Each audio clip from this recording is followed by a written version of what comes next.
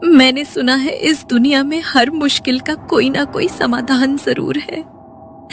मेरे पति को बचाने का भी कोई ना कोई रास्ता तो जरूर होगा ना। एक रास्ता है। अगर तुम्हें अपने पति को जीवित रखना है तो हर रात खंडहर में उसके लिए एक बलि लेकर जानी होगी। याद रखना, अगर एक रात भी उसे उसकी बलि नहीं मिली तो वो तुम्हारे पति की आखिरी रात होगी। उसे बलि देती रहोगी तो वो बस तुम्हारे पति को मारेगा नहीं, पर मैं नहीं जानता कि तुम अपने पति को फिर कभी देख पाओगी या नहीं। अगर उन्हें जिंदा रखने का ये एक रास्ता है तो मैं ऐसा ही करूंगी। तब से लेकर आज तक मैं हर रात एक मुर्गे की बलि उसके लिए लेकर जाती हूँ, ताकि उस बलि को स्वीकार करके वो तुम्हारे पिता को नुकसान न पहुंचाए। तुम्हारे पिता पता नहीं किस हालत में है, और वो कौन सा तरीका है जिससे हम उस राक्षस का अंत कर पाएंगे। लेकिन एक उम्मीद है कि शायद हम कभी तो तुम्हारे पिता से मिल सकेंगे। आपने बहुत गलत किया माँ। आपने हमसे ये बात छुपाई। क्या हमें अपने पिता के बारे में जानने का इतना भी अधिकार नहीं था? मैं आपसे वादा करती हूँ कि चाहे कुछ भी हो जाए, मैं उस राक्षस का अंत करके रहूंगी और अपने पिता को वापस लेकर आऊंगी, चाहे इसके लिए मुझे कुछ भी करना पड़े। नहीं बेटा, मैं तुझे इस सब में नहीं घसीटना चाहती थी, इसलिए तुझे कभी कुछ नहीं बताया। वो बहुत खतरनाक है, तो ये सब भूल जा मेरी बच्ची। माया अपनी बेटियों को इस सब से दूर रखना चाहती थी, लेकिन अब शीतल बस कैसे भी करके अपने पिता को वापस लाना चाहती थी। वो अक्सर कभी कभी अपने कॉलेज के बाद लाइब्रेरी में रुककर कुछ किताबें पढ़ा करती थी। अगले दिन जब वो अपने कॉलेज गई तो उसने वहां एक किताब ढूंढी जो भूत प्रेतों और ऐसी ही नकारात्मक शक्तियों पर लिखी गई थी। वो किताब को पढ़ने बैठी और दोपहर से शाम और शाम से रात कब हो गई उसे पता ही नहीं लगा। तभी उसे एक पन्ने पर ठीक वैसी ही एक शक्ति के बारे में लिखा हुआ मिला जैसा उसे उसकी माँ ने बताया था। ये तो बिल्कुल वैसी ही शक्ति है जैसा माँ बता रही थी, लेकिन इसमें तो मुझे कुछ भी समझ ही नहीं आ रहा है। इसमें तो इसके बारे में ये बताया गया है कि ये कितना खतरनाक है, लेकिन इससे छुटकारा कैसे पाना है इसके बारे में तो कुछ बताया ही नहीं गया।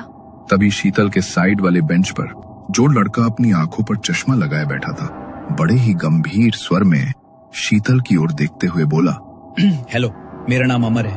अक्सर आत्माओं और ऐसी शक्तियों के साथ मेरा आमना सामना होता ही रहता है, लेकिन जिस शक्ति के बारे में तुम पढ़ रही हो, इससे पीछा छुड़ाना नामुमकिन है। मगर तुम इसे इतना ध्यान से क्यों पढ़ रही हो? इसके बारे में ना ही जानो तो अच्छा होगा। नहीं, मेरे लिए इसके बारे में जानना बहुत जरूरी है। मेरे पिता उस चीज के चंगुल में फंस चुके हैं। मेरी माँ हर रात किसी ना किसी की बलि देती है, बस उन्हें जिंदा रखने के लिए। मैं ये सिलसिला हमेशा के लिए बंद करना चाहती हूँ। कोई तो तरीका होगा ना जिससे इसे खत्म किया जा सके। ये बहुत ही शक्तिशाली है, मुझे तो इसे खत्म करने का तरीका नहीं पता, लेकिन कोई सिद्ध पुरुष शायद जानता हो। देखो, बात तुम्हारे पिता की है, इसलिए बता रहा हूँ। यहाँ से 200 किलोमीटर दूर आसाम में एक गांव है। वहाँ एक बहुत ही सिद्ध पुरुष रहते हैं, लेकिन वो जगह बहुत अजीब है। बाबा को ढूंढना आसान नहीं होगा, लेकिन अगर एक बार वो मिल गए तो शायद तुम्हें तुम्हारी मुसीबत का हल मिल जाए। लोग कहते हैं वो किसी मुर्दे को भी जिंदा कर सकते हैं, लेकिन ये बातें कितनी सच हैं और कितनी अफवाह, ये मैं नहीं कह सकता। उस लड़के ने कागज पर कुछ लिखा और वो कागज शीतल के हाथ में थमा दिया। अगले दिन शीतल अपना बैग उठाकर असम के उसी गांव की ओर निकल पड़ी। पूरा 2 दिन बाद वो वहां पहुंची। गांव में थोड़े ही घर थे, जैसे बस गिने चुने लोग ही रहते हों। किसी से पूछती हूँ, शायद किसी को बाबा के बारे में पता हो। शीतल ने आसपास के लोगों से बाबा के बारे में पूछना शुरू किया। तभी एक औरत सामने आई और धीमी आवाज में बोली, बाबा कब आते हैं कब जाते हैं ये कोई नहीं जानता। बस इतना समझ लो, जो सच में मुसीबत में होता है उन्हें बाबा खुद दिख जाते हैं। कोई पता बता नहीं बताएगा, लेकिन अगर तुझ में सच्ची पीड़ा है तो वो तुझे खुद ही मिलेंगे। रात तक रुक जा, शायद तू उन्हें साधना में कहीं देख पाए। शीतल को उस औरत की बात थोड़ी अजीब लगी, लेकिन बाबा का इंतजार करने के अलावा उसके पास कोई और रास्ता भी नहीं था। वो गांव में एक खाली झोपड़ी में ठहर गई, लेकिन जैसे ही रात हुई, शीतल बाबा को ढूंढने निकल पड़ी। करीब 1 घंटे तक वो गांव में भटकती रही, लेकिन कोई नहीं मिला। तभी उसके कानों में किसी के मंत्रों की धीमी आवाज पड़ी। वो आवाज सुनकर शीतल उत्तर दिशा की ओर बढ़ी। वहां एक पुराने बरगद के नीचे कोई बूढ़े बाबा आसन लगाए साधना कर रहे थे। शीतल उनके सामने घुटनों के बल बैठ गई। बाबा ने आंखें नहीं खोली, लेकिन एक धीमी आवाज में कहा, मैं तुम्हारा ही इंतजार कर रहा था। अपने पिता को बचाना चाहती हो ना तुम? हाँ बाबा, मैं अपने पिता को बचाना चाहती हूँ। अब मुझे सिर्फ आप पर भरोसा है।